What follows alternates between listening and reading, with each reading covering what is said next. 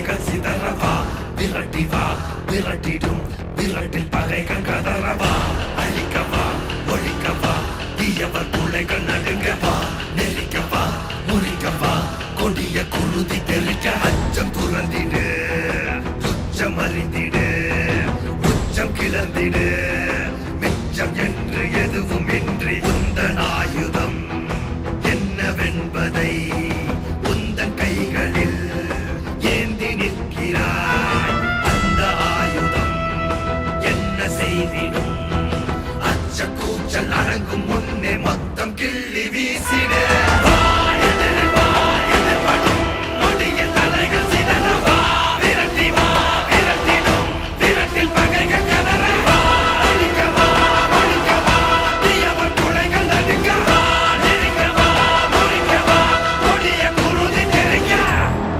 இந்த தேவேந்திர சமுதாய மக்கள் இன்னும் ஒடுக்கப்பட்டிருக்கிறார்கள் என்பதை பகிரங்கமாக என்னால் சொல்ல முடியும்.